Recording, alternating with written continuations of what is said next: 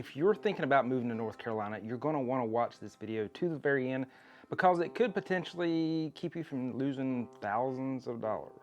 Now, I don't know about your financial situation, but a lot of people can't afford to lose thousands of dollars on the first house they make an offer on. If you do, you might be out for a while till you build that savings back up. This video can help you avoid those pitfalls of moving to North Carolina. This is one of the most common struggles for somebody moving from another state to North Carolina that I've had to face and have to explain, sometimes multiple times, to get it through so that they can actually get an offer accepted and not be homeless.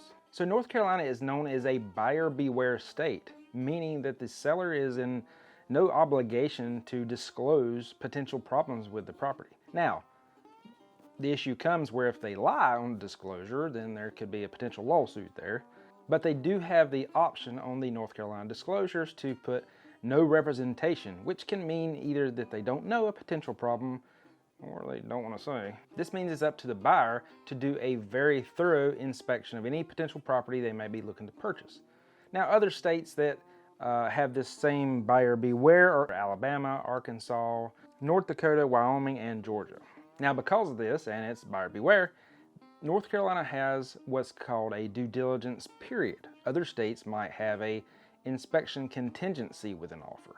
Most of the time, the inspection contingencies are just a few days, a week or so, a couple weeks. Now, in North Carolina, we try to ask for 3 or 4 weeks.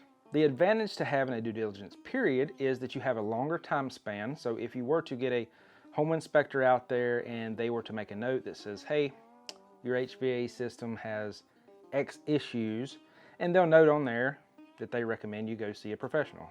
That way we have time to get a specialist out there, especially if it's in the summer. They might be pretty busy, so sometimes you can't necessarily get them out there the next day. But you might want to get a roof guy, you might want to get an HVAC guy. Depends on how heavy you want to really get into the inspections, and also depends on the property and how good you feel about it. Now, I do recommend that everybody that buys a house in North Carolina at least have a North Carolina licensed home inspector come out and take a look at the property. Now, I also warn them ahead of time to not freak out because you're going to get about 40, 50, 60 pages, depending on the property, of report with pictures and issues. Now, this could be anywhere from a leaking HVAC system, leaking roof, to cracks in the molding, or little stuff, loose screws on switch plates.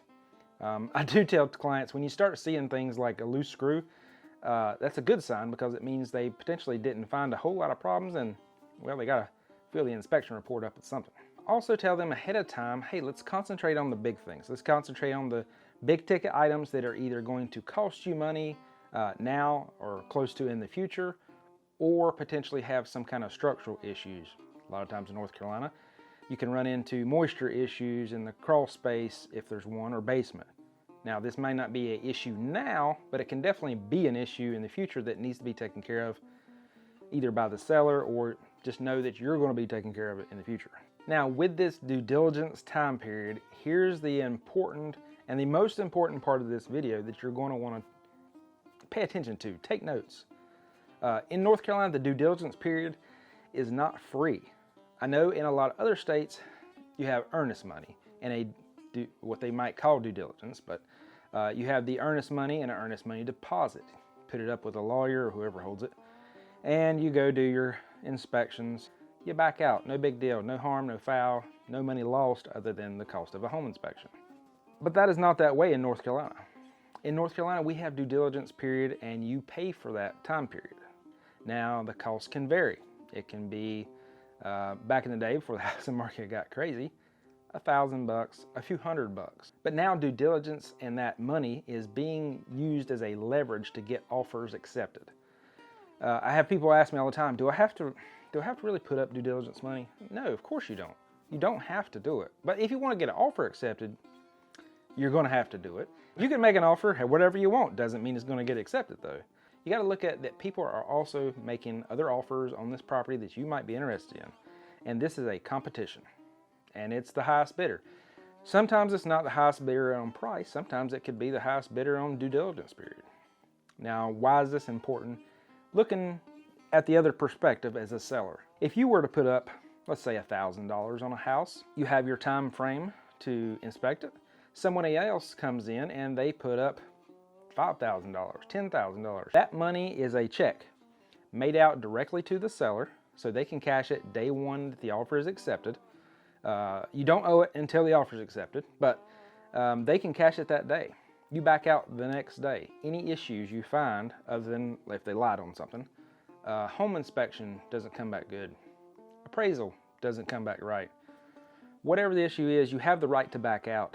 During that due diligence time frame, you get to get your earnest money back, but the due diligence money is gone. A lot of people have issues getting over this. What do you mean it's gone? I've just spent $5,000 on this and plus paid a home inspector to come out, and now you're telling me this money is gone?